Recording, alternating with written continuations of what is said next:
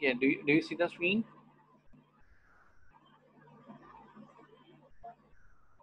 No?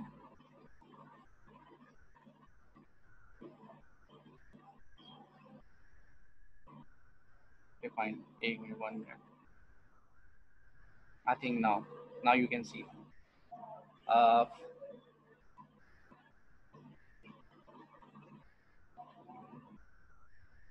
okay, now you can see it, है ना? Yes. Okay, fine. Now the topic is learning. Our topic is learning about uh, chapter 6, any lecture number 6, learning. Or we will discuss about the learning theory, and after that in the second half, learning disabilities and some learning disorders regarding this. So first we have to be understand what is learning about. Learning means a permanently change in your behavior, a permanently change in your mental state. What does it mean? Permanent change in your belief and knowledge, which is completely based on your experiences. It means when you change, when you shape your behavior, it means you learn something. But if you repeatedly do the same thing with a lot of errors and mistake, it means you learn nothing from anything. Right? अगर आप कुछ पढ़ते हैं, अगर आप कुछ सीखते हैं और उसके बाद यू हैव नथिंग, यानी let means if you learn English and you are never able to write a single para on any topic, so it means you learn nothing.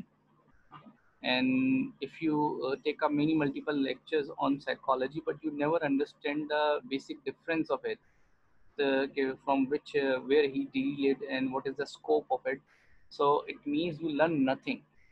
So learning means what, learning जो है वो आपके अंदर एक बदलाव, permanent change लेकर आता है in your behaviour, and your behaviour is change. देखिए ना, अगर आपकी राह में कोई एक पत्थर है और उससे आपको ठोकर लगती है तो फिर आप अगली दफ़ा उसका रास्ता बदलते हैं या उस पत्थर को हटाते हैं. लेकिन अगर फिर दोबारा आप वहीं से गुजरते हैं और फिर आपको ठोकर लगती है और नुकसान होता है, तो इसका मतलब यह है कि आपने कुछ नहीं सीखा. तो इसका मतलब सीखते तभी हैं जब हम अपने अंदर कोई बदलाव लाते हैं, अपने बिहेवियर के अंदर चेंज लाते हैं. इसी को कहते हैं, उर्दू में कहते हैं लर्निंग का मतलब आमोसेश है. ठीक है, यानी नर्चर है, ग्रो है. तो ग्रोथ कैसी ग्रोथ है? ये मेंटल ग्रोथ की बात हो रही है, फिजिकल ग्रोथ की बात नहीं हो रही है. तो ये तो बड़ी ज़बरदस्त किस्म की डेफिनेशन, इसके 3 एलिमेंट आपके सामने आ गए. There the first element is that the permanently change, कि वो आप चीज़ सीख जाए हमेशा के लिए कि what to do what not to do. Behave करना, बिहेव का मतलब क्या होता है? रिस्पॉन्स अगेंस्ट द सिचुएशन, कि कभी भी ऐसी सिचुएशन आएगी तो आपने कैसा बिहेव करना है, और अगर पहले कैसे बिहेव किया था तो क्या रिएक्शन आया था, और अब कैसा बिहेव करना है ताकि पॉजिटिव रिजल्ट आए आपके पास. तो यू लर्न दैट थिंग. इसी तरीके से मेंटल स्टेट, मेंटल स्टेट आपकी क्या है कि आपके अंदर जो एक परसेप्शन डेवलप हो रहा है, कॉन्सेप्ट बिलीव बने हुए हैं बहुत सारी, वो आपका एक एटीट्यूड है, नॉलेज आपके अंदर गेन होती है. तो लर्निंग आपको आपके बिहेवियर को चेंज करती है, आपके अंदर एक बदलाव लेकर आती है, और आपकी जो मेंटल पोजीशन है उसको भी बदलती है. ये बात क्लियर हो गई? यानी लर्निंग कहाँ कहाँ चेंजेस करती है? Your attitude, your behaviour, your belief, ये चीज़ें आपके अंदर इम्प्रूव करती हैं, नरिश होती हैं, नर्चर होती हैं, इनकी ग्रोथ होती है. तो this is all about the definition of learning. अब ज़रा हम बात करते हैं थ्योरी की. तो यहाँ पे हमारे पास देखो डिफरेंट थ्योरीज के नेम लिखे हुए हैं, जैसे कि क्लासिकल, ओपरेन, कॉग्निटिव, उसके बाद सोशल लर्निंग, लेटेंट बिहेवियर. तो इसको हम वन बाय वन क्लिक करते हैं. अभी हम फर्स्ट थ्योरी डिस्कस कर रहे हैं, उसका नाम है क्लासिकल कंडीशनिंग थ्योरी. और हो सकता है few students already listen that theory in, I think, in management. वो क्या थ्योरी है? इस थ्योरी के लिए मैं स्टार्टअप करता हूँ एक एक्सपेरिमेंट के साथ. क्लासिकल कंडीशनिंग थ्योरी के लिए मैं आपको एक एक्सपेरिमेंट एक आपको बताता हूँ. वो क्या है? वो एक्सपेरिमेंट ये है कि स्टिमुलस समझना पड़ेगा आपको. वर्ड जो स्टिमुलस यूज़ हो रहा है, जैसे कि यहाँ पे जब बादल गरजते हैं, थंडर होता है, तो एक लाइटनिंग होती है और एक साउंड क्रिएट होता है, ये स्टिमुलस है. अच्छा, जैसे ही वो लाइटनिंग क्रिएट होती है, साउंड जनरेट होता है, तो आप कहेंगे हाँ भाई थंडर है, और इसका मतलब जो है वो आसार नज़र आ रहे हैं हमें. मौसम की तब्दीली में कोई तूफान है या फिर हैवी रेन एक्सपेक्टेड है.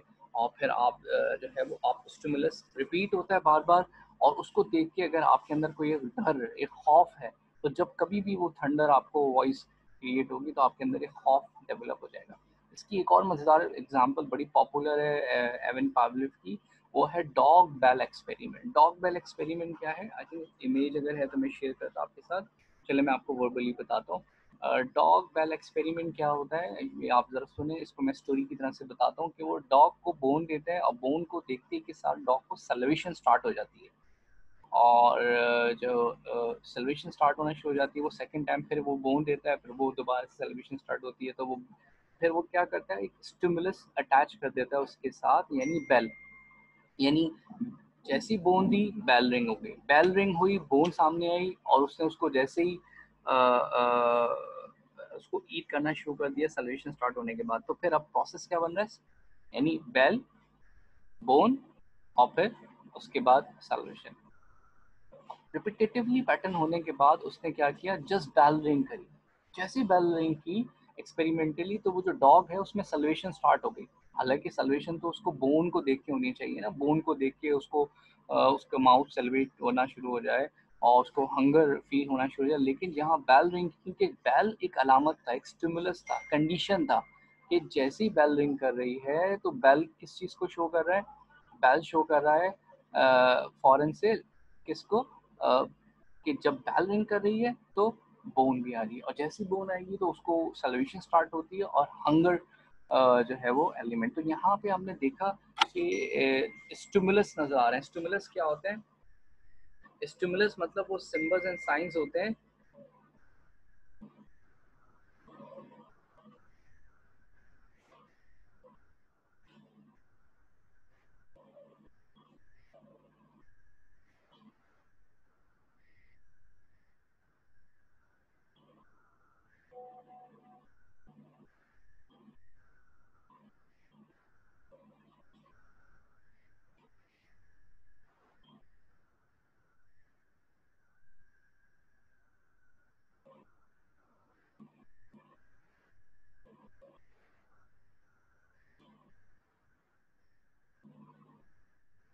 ठीक है, तो अच्छा देखें, स्टिमुलस इसमें एक कंडीशनल स्टिमुलस है, एक अनकंडीशनल। अब ये टेक्निकल टर्म हम इसमें एम्बेड करते हैं, जैसे कि बोन।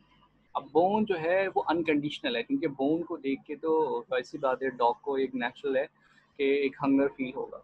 लेकिन बैल को देख के हंगर फील होगा, ये कंडीशनली, ये अनकंडीशनली, ये कंडीशनल है, क्योंकि उसके साथ एसोसिएट किया गया। तो यहाँ पे दो रिस्पांस नजर आ रहे होंगे, एक कंडीशनल और एक अनकंडीशनल। जैसे कि अगर हम थंडर की बात कर रहे हैं तो लाइटनिंग जो है, यहाँ पे लाइट को देख के हमें एक फेयर फील होगा, नॉट नेसेसरी। थंडर को देख के हमें फेयर होगा, हो सकता है रेन को देख के कुछ लोगों का एक मूड बेटर हो जाता है, कुछ लोगों का मूड जो है वो खौफजदा हो जाते हैं, एक खौफ में आ जाते हैं। तो एसोसिएट करते हैं, यानी हम कंडीशंस जो होती हैं, यानी हम उसको एसोसिएट कर देते हैं किसी के साथ, तो हमें एक मीनिंग्स मिलते हैं। ये जो क्लासिकल कंडीशनिंग थ्योरी ये कहती है कि लर्निंग जो होती है ह्यूमन की, वो होती है कंडीशनल और अनकंडीशनल स्टिमुलस जो हमें मिलते हैं उसके साथ मीनिंग एसोसिएट हो जाती है। ठीक है, और हम उसको सीखते हैं। जैसे कि बहुत सारे फोबियाज हैं, अगर हमें अंधेरे से डराया गया होगा, हमें हाइट से डराया गया होगा, तो एक हाइट फोबिया जनरेट हो जाता है। यानी डार्कनेस से शायद किसी को डर ना लगे, मगर क्या है, उसके साथ मीनिंग अगर अटैच कर दिए। इस तरह जो अल्कोहल लेते हैं, एडिक्टेड होते हैं, उनका ट्रीटमेंट जो हील किया जाता है, उसमें भी ये क्लासिकल कंडीशनिंग थ्योरी अप्लाई की जाती है कि वो उनको एक स्टिमुलस होता है। जैसे अगर आप स्मोकिंग करते हैं तो एक एक टाइम होगा, एक पैटर्न होगा, एक हैबिट होगी कि जब जब ऐसा हो तो फिर हमें ये करना है, खाना खाते फ़ौरन करना है, सिगरेट को लेना है, या फिर हमें जो है वो तो अब वो स्टिमुलस है, जब वो मूड होगा वो कंडीशन अटैच हो जाएगी। ये इसी तरह से ये चीज़ जो है वो उनको हील करने के लिए, यानी अगर वो ड्रग्स एडिक्टेड होते हैं तो उनको वो उसमें कुछ ऐसे एलिमेंट मिला दिए जाते हैं जिससे उनको नॉजिया फील हो, यानी वॉमिट सा फील हो, एक बैड फीलिंग जनरेट हो। तो जब बार बार ऐसा होगा तो वो फिर उसकी मिकदार कम कर देंगे और एक वक्त आएगा कि वो उस एडिक्शन से बाहर आ जाएंगे। इसी तरीके से जो बहुत सारे फेयर एंड फोबिया होते हैं, वो बैठे होते हैं। जैसे हाइट है, तो हाइट फोबिया को जब आप बार बार फेस करते हैं तो फिर उसका जो स्टिमुलस है, कंडीशंस है, वो रिड्यूस कर जाती हैं। तो ये क्लासिकल कंडीशनिंग थ्योरी कहती है कि जो इंसान की लर्निंग होती है, जो ह्यूमन के माइंड में लर्निंग होती है, वो कंडीशंस के साथ अटैच है, वो एसोसिएट है बहुत सारे स्टिमुलस के साथ। तो ये थ्योरी जो है वो बहुत ज़्यादा यूज़फुल है, मैंने अभी आपको कहा, हैबिट को इम्प्रूव करने के लिए। और जी जी, लेक्चर नंबर जो है बिल्कुल एग्जैक्टली इट इज़ अ 6-1। ये एलन पावर की थ्योरी एग्जैक्टली, और ये आप लोगों ने मैनेजमेंट थ्योरी में पढ़ा होगा बिल्कुल। ठीक है, लेकिन all are there, those who are facing the problem, I don't know why they are facing. Password भी सबके पास है 77150, और this is not the first class, this one is the six class. तो I think no one have to be face this situation. मुझे नहीं पता ये कौन है, ये किस तरह से हैं ये बच्चे, क्या ब्लफ भी करते हैं कुछ लोग जो है ना, लेट ज्वाइन करते हैं या नहीं करते, और फिर वो कहते हैं सर हमारे पास इंटरनेट इशू था, टेक्नोलॉजी को ब्लेम कर देते हैं। तो भाई ये सारी चीज़ों को देखें, इश्यूज को हैंडल करें, ठीक है, टैकल करें। This is not the right way. अच्छा, एक थ्योरी तो हो गई, अब सेकंड थ्योरी की तरफ हम जाते हैं, which is called what, the operant conditional theory. Operant condition theory is what, it is upgradation of the classical conditioning theory. This is also known as the instrumental theory. Why it is called the instrumental theory? They say that कि हमें कोई condition को associate नहीं करना पड़ता, बल्कि voluntarily behaviour होता है। यानी मैं इसको सिंपल वे में यूँ समझा सकता हूँ कि हम कोई एक्ट करते हैं और उसका हमें एक पॉजिटिव रिस्पॉन्ड आता है, so we can do it again. और अगर हमें उसका नेगेटिव इम्पैक्ट आता है तो we don't resist it again and we don't repeat it again। यानी हमारा जो बिहेवियर है उसमें एक मैकेनिज्म है, वो कौन सा, reward and punishment. If we get some reward तो we will go for it again and again. If we get some punishment, और कोई हमें परेशानी हो, तकलीफ हो, नुकसान हो, तो फिर हम उस काम को रिपीट नहीं करते, इसको हम रीइंफोर्सर कहते हैं। तो वो कहते हैं कि ये कोई हमें कंडीशन नहीं लगाता, बल्कि ह्यूमन जो है वो एक इंस्ट्रूमेंटली उसका बिहेवियर ये चीज़ों को सीखता है, अंडरस्टैंड करता है, और उसके लिए वो एक्सपेरिमेंट कहता है। और ये कौन है, स्कैनर है, जैसे वो एलन पावलो थे, द स्कैनर है, BF स्कैनर। और वो एक एक्सपेरिमेंट देता है, वो जो है वो पिजन बॉक्स की एग्जांपल मैं आपको यहाँ पे, शायद पिजन बॉक्स, चलो ये राइट, ये यहाँ पे पिजन बॉक्स की एग्जांपल नहीं है, तो मेरे पास स्क्रीन शेयर है एनिमल के साथ, ठीक है। वो ये उसने एक एनिमल को, अब पिजन हो या वो कैट हो या रेट हो, एक्सपेरिमेंट क्या है, वो एक्सपेरिमेंट ये है कि उसने उसको बॉक्स में बंद किया और उसके बाद अब उसको बाहर आने की कोशिश करता है, वो एफर्ट्स करता है, वो लिवर को प्रेस करता है तो वो उसको तकलीफ होती है। अच्छा, इसी तरह और वो एक लिवर उसके साथ फूड अटैच कर देता है, वो मुझे एक इमेज मिले तो उसको रिवॉर्ड मिलता है। क्या रिवॉर्ड मिल रहा है उसको, मज़ा बचा रिवॉर्ड मिल रहा है उसको, यानी उसको फूड मिल रही है। तो उसको पता लगा कि एक बर्डर बताने से मुझे एक रेड अलार्म भी बज रहा है, और जो है वो मुझे नुकसान हो रहा है, पनिशमेंट है ना। और दूसरी तरफ रीइंफोर्समेंट के तौर पे उसको रिवॉर्ड मिल रहा है, reward in the sense of यानी वो जो फूड ट्रे है। तो after the many multiple practising वो जो माउस है या वो कैट है, वो सीख जाते हैं कि उसने क्या प्रैक्टिस करनी है। हम एक छोटे से एक एग्जाम्पल लेते हैं, घर के अंदर हम पिजन या पैरेट लेते हैं और हम उसको प्रैक्टिस कराते रहते हैं और रिपीटेटिवली। तो आफ्टर द सर्टेन एक्ट वो समझ जाता है कि अब हमें क्या करना है, कि अगर मैंने ऐसा बिहेव किया था तो मुझे इसके बदले में नुकसान हुआ था, और तो मुझे अब क्या करना चाहिए, मुझे अब उसको, अगर मुझे ऐसा करूँगा तो मैं फ़ोन ऑन करूँगा। तो वो अपने बिहेवियर को क्या कर लेते हैं, मोल्ड कर लेते हैं।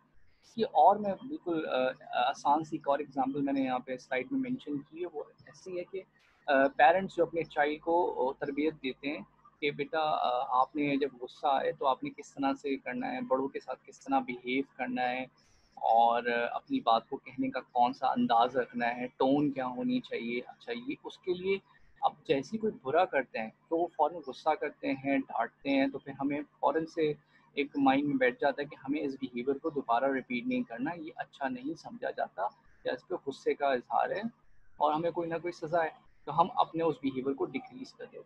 लेकिन अगर हमारी वाह हो, इंकरेजमेंट हो, हमें रिवॉर्ड इंसेंटिव दिए जाएं तो फिर हम उस काम को रिपीट करते हैं।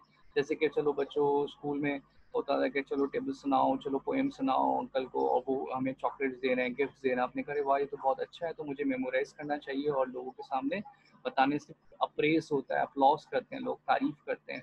इसी तरीके से होमवर्क के साथ आपने कहा कि बेटा जो होमवर्क सबसे पहले करेगा उसको भी चॉकलेट्स मिलेंगी, गिफ्ट्स मिलेंगे, तो बच्चों ने जल्दी से वो होमवर्क करना शुरू कर दिया कि जैसे ही हम लोग होमवर्क टाइम पे कर लेंगे तो फिर हमें कुछ ना कुछ मज़े मज़े के खाने मिलेंगे। तो ये रीइंफोर्समेंट है। और अगर ऐसा नहीं किया तो फिर तुमसे तुम्हारी चीज़ें छीन ली जाएंगी, टॉय नहीं देंगे, गेम ले लेंगे, प्ले स्टेशन नहीं मिलेगा, एक्सबॉक्स बंद कर दिया जाएगा तुम्हारा। तो अब वो पनिशमेंट होगी। तो ये जो बिहेवियर है ये किस तरह से चल रहा है, रीइंफोर्समेंट और पनिशमेंट के साथ। तो मैंने देखो यहाँ पे टेबल बनाया इस तरह से, पॉजिटिव और नेगेटिव। उसको थोड़ा सा समझना का बहुत इजी है। रीइंफोर्समेंट क्या होती है, आप इंक्रीज करते हैं उस फ्रिक्वेंसी को जिससे आप डिजायरेबल बिहेवियर की तरफ लेकर आए कि आपको क्या करना चाहिए। तो पॉजिटिव रीइंफोर्समेंट और नेगेटिव रीइंफोर्समेंट, इसका मतलब क्या है? पॉजिटिव रीइंफोर्समेंट का मतलब ये है टू डू समथिंग, यानी ये आपको लर्न कराना कि you have to do something, ठीक है। और negative reinforcement, not to do it again, तुम्हें ये काम नहीं करोगे। लेट्स सपोज अगर तुम जो है वो देर से सोना छोड़ दोगे तो तुम्हें फिर हमें इनाम देंगे, तुम स्मोकिंग छोड़ दोगे तो फिर तुम्हें इनाम। तो ये क्या है, ये नेगेटिव क्यों वर्ड यूज हो रहा है कि you withdraw from some act, you decrease the frequency of some behavior and you will get the reward of it। आप उस withdrawal की वजह से, उस आदत को छोड़ने की वजह से you will get the reward। तो इसलिए reinforcement हो गया। अब पनिशमेंट भी इस तरह से पॉजिटिव भी होती है, नेगेटिव। पॉजिटिव पनिशमेंट क्या है कि ये अच्छा काम अगर तुम कर रहे हो तो फिर तुम्हें जो है वो पनिशमेंट नहीं दी जाएगी, और अगर तुमने ये अच्छा काम जो है वो नहीं किया तो फिर तुम्हें पनिशमेंट दी जाएगी। ठीक है, जैसे झूठ बोलना है, तुमने अगर झूठ बोला तुमने तो ये तुम्हें काम करना है या नहीं करना, झूठ नहीं बोलना और सच बोलना है। तो सच बोलने पे तुम्हें अप्रेस करेंगे, तारीफ होगी।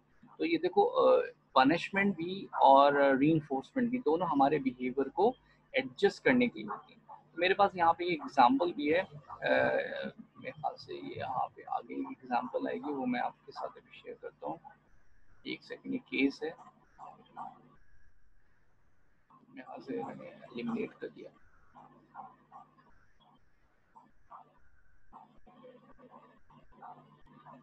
अच्छा वो एक केस स्टडी शायद था, वो मैंने एलिमिनेट कर दिया।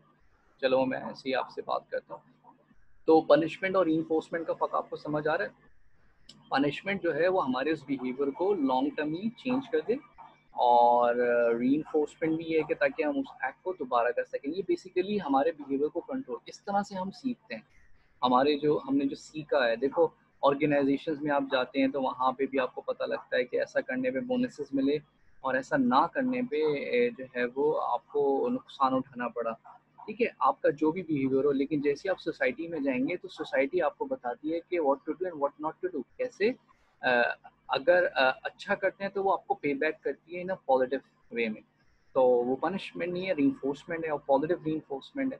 और इसी तरीके से आप कुछ ऐसा कर जाते हैं लेकिन उसके नतीजे में सोसाइटी उसको एक्सेप्ट नहीं करती और आपको बहुत कोई नुकसान उठाना पड़ता है, तो फिर आप मोहतात हो जाते हैं, उस काम को दोबारा नहीं करते। तो ये जो थ्योरी है बड़ी ज़बरदस्त थ्योरी है, इंस्ट्रूमेंटल थ्योरी, जो कहती है कि जो हमारा बिहेवियर चेंज होता है, जो हमें लर्निंग होती है, वो पनिशमेंट और रीइंफोर्समेंट के जरिए।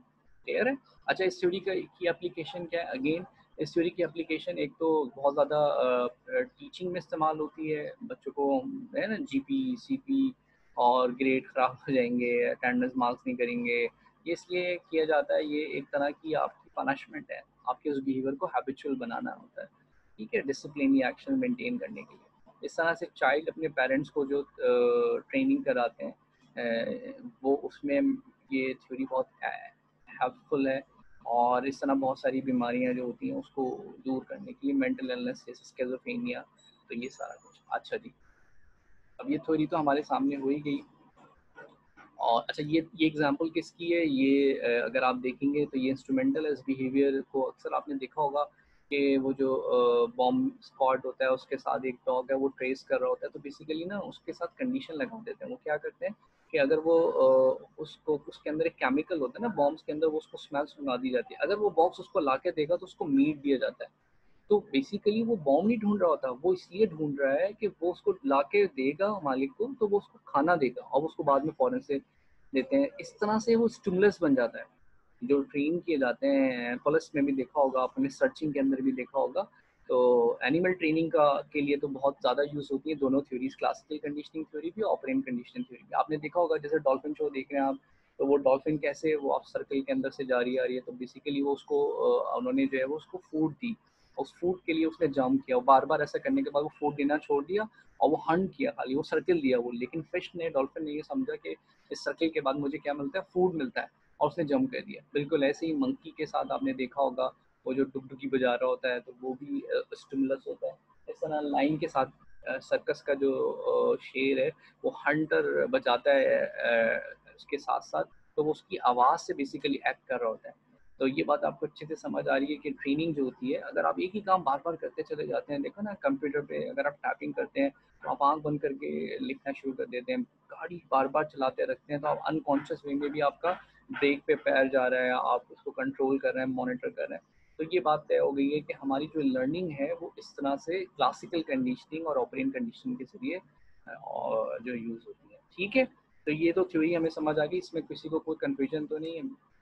अब ये जो थ्योरी है, इस ये थर्ड थ्योरी है, ये बड़ी मॉडर्न थ्योरी है, 19th सेंचुरी की थ्योरी है ये, cognitive learning theory, TC theory है, थर्ड थ्योरी। कॉग्निशन के माने तो सबको पता है, थॉट प्रोसेस को कहते हैं, थिंकिंग प्रोसेस को कहते हैं। अब देखो मैंने इतनी देर से एग्जांपल दे रहा था एनिमल की, तो देखो एक और भी तो होती है। अभी हम मेज समझते हैं ना, मेज क्या होती है, जैसे ये एक मेज बना है और यहाँ पे हमने माउस को छोड़ दिया। अब माउस को चीज की स्मेल आ रही है, अब वो सर्च करने जा रहा है। आपको पता है माउस के ऊपर बड़े एक्सपेरिमेंट होते हैं और जो है वो क्यूरियोसिटी उसकी बहुत हाई होती है, तो वो चीज़ को ढूंढने जाएगा। अच्छा ठीक है, इस थ्योरी के अकॉर्डिंगली तो हम ये कह रहे हैं कि उसके अंदर एक मोटिवेशन है, तो वो उस चीज़ को फाइंड करने के लिए भागेगा और 16 टाइम वो प्रैक्टिस करता है और 17-18 टाइम पे वो वहाँ तक पहुँच जाता है। तो फिर जब दोबारा हम उसको छोड़ेंगे तो वो 16 के बजाय 10 टाइम में कर लेगा, फिर तीसरी दफ़ा तो 10 टाइम के बजाय 8 टाइम में, फिर दोबारा करेंगे तो वो 5 टाइम में, 4 टाइम में, 2 टाइम में, और फिर वो उसको वो रास्ता ही पता चल जाएगा मेज़ के अंदर उसने कहाँ जाना है, इस पजल को सॉल्व कर लेगा, है ना। ये जो थ्योरी है ये बिल्कुल अच्छी है, एप्लीकेबल है, हमें नज़र आ रही है। हमने इसको कंडीशन के साथ, यानी चीज़ को कंडीशन बना के हमने उसको वो रास्ता याद करा दिया, ओके फाइन। लेकिन ये जो कॉग्निटिव थ्योरी क्या कहती है, ये सुने, ये बड़ा ज़बरदस्त किस्म का क्रिटिसाइज करती है। वो ये कहती है कि अगर उस माइस को चीज़ खाने का शौक ही ना हो, उसका परसेप्शन ही ना हो, तो फिर तो कंडीशन अप्लाई नहीं होगी, फिर तो कंडीशन जो है वो अप्लाई नहीं होगी। तो ये कह रहे हैं कि लर्निंग का ताल्लुक जो है वो आपके थॉट प्रोसेस के साथ है, कि आपकी थिंकिंग किस तरह की है, आप किस चीज़ को फोकस कर रहे हैं। देखो आपने मेरा लेक्चर सुन रहे होगे, यहाँ पे 22 पार्टिसिपेंट्स आर देयर और सब लोग सुन रहे हैं, तो इसमें से कुछ लोग को कुछ बात सुनाई दे रही है, कुछ को कुछ बात सुनाई दे रही है, हालांकि मैं तो सबको इक्वली बात कर रहा हूँ। बेसिकली ये 4 फैक्टर्स हैं। किसी की अटेंशन कहाँ है, किन बातों में अटेंशन है, कोई कितना रिटेन कर पा रहा है ना। कोई तो वो तारे ज़मीं पे हैं, वो हैं करके रह जाते हैं और बात ही नहीं समझ पाते, कि जब तक समझ आती है घड़ी गुजर जाती है उनकी, तो वो रिटेन नहीं कर पा रहे हैं। रिप्रोड्यूस यानी उस बात को रिकॉल और रिफ्रेज। अभी मैं यही बातें लोगों से पूछूं कि भाई बताओ मैंने क्या कहा था, आपने कहा हाँ समझ तो आ गया मगर हम बता नहीं पा रहे, या फिर मैंने ही बताया और वही बात सुन के आप दोबारा नहीं बता पा रहे, यानी इसका मतलब रिप्रोड्यूस नहीं कर पा रहे। ये बड़ा इंपॉर्टेंट है। और लास्ट मोटिवेशन, अगर किसी का मोटिवेशन का यार क्या फालतू बातें कर रहे हैं, क्या बकवास कर रहे हैं, क्या ये चबा रहे हैं, कब खत्म करेंगे यार ये सेशन खत्म, क्योंकि कुछ लोग मोबाइल में लगे हुए हैं, कुछ चट में लगे हुए हैं, कुछ ने कहा चलो भाई ठीक है हैंड फ्री हमने लगा दी, स्टार्टअप करा, उसके बाद उनको क्या पता कि हम कहाँ बिजी हैं, यही मोटिवेशन लैक। लेकिन कुछ लोग बहुत इंटरेस्ट ले रहे हैं, नोटिंग कर रहे हैं, सुन रहे हैं, ऑब्जर्व कर रहे हैं और फिर रिलेट कर रहे हैं, अरे हाँ वाकई ये तो सही कह रहे हैं, ये तो होता है, अच्छा आज समझ आया कि ये थ्योरी ऐसे यूज होती थी। तो देख रहे हैं मोटिवेशन लेवल की वजह से लोगों का लर्निंग एलिमेंट भी चेंज हो गया। तो ये 4 फैक्टर्स भी हैं, ये चारों फैक्टर हमारी ऑब्जर्वेशन से जुड़े हुए हैं, हमारी थिंकिंग के साथ जुड़े हुए हैं। तो देखो एक ही चीज़, अब कोई कहे यार मैं क्यों सीखूं कंप्यूटर, लेकिन कोई ये कंप्यूटर स्किल्स को इसलिए सीख रहा है, वो कहता है मेरे लिए तो बहुत इफेक्टिव है। कोई कहे ड्राइंग से मुझे क्या करना है, लेकिन जो हमारे फैशन डिज़ाइन वाले बच्चे हैं आर्ट्स के और डिज़ाइन के, उनके लिए वो ड्राइंग और आर्ट बहुत बहुत ज़्यादा इफेक्टिव होगा, वो उसको बहुत ज़्यादा इंटरेस्ट लेके कर होंगे। तो ये बहुत इंपॉर्टेंट है कि lack of interest lack of motivation भी लर्निंग के ऊपर इफेक्ट करता है। तो ये जो 4 फैक्टर्स इसने दिए हैं, अटेंशन, हमारी अटेंशन किस तरफ है, किन चीज़ों की तरफ ज़्यादा है, तो वही हमें लर्निंग की फ्रिक्वेंसी को चेंज कर देगा, कम या ज़्यादा। कितना रिटेन करते हैं और क्या रिटेन करेंगे, अपने काम की बात याद रहती है, रिड्यूस हम कितना कर पा रहे हैं इस बातों को, और मोटिवेशन लेवल बहुत ज़्यादा इम्पॉर्टेंट है। ठीक है, ये सारी बात आपको क्लियर हो गई, इसमें तो कोई मसला नहीं है, ये चारों एलिमेंट्स हैं। लास्ट क्वेरी बहुत आसान सी है, और मैं वैसे इसको तो सेकंड जूम का जो सेशन है, हमारा सेशन एंड हो रहा है, less than 1 minute we have, तो हम उसमें इसको कवर करते हैं, और इंशाल्लाह फिर हम जो है वो वॉइस क्लियर नहीं है, अच्छा, तो अब कोई बात नहीं, मैं ऐसा कर अच्छा, फिर मैं इसकी समरी भी एक बात देता हूँ, हमारा सेशन एंड हो रहा है ना, लेस देन 1 मिनट है, तो हम दोबारा से कनेक्ट कर रहे हैं ना, सेकंड ये 3:41 हो रहे हैं ना, तो 10 मिनट्स के अंदर हम दोबारा स्टार्ट करते हैं, 10 to 12 मिनट्स, और जो है वो फिर मैं एक बात दोबारा से इसको रिकॉल भी कर दूंगा, और फिर एक हाफ जो है वो हम क्वेश्चन आंसर्स पे भी ले लेंगे, उसी हाफ में हम क्वेश्चन आंसर्स भी ले लेंगे आपके ना, ठीक है। अच्छा, आवाज़ अगर कट रही थी तो कोई बात नहीं, मैं रिपीट कर दूंगा। हमने क्लासिकल कंडीशनिंग, ऑपरेंट कंडीशनिंग, और थर्ड हमने कॉग्निटिव लर्निंग की थी, सही है। तो हमारा सेशन एक्सपायर होने वाला है,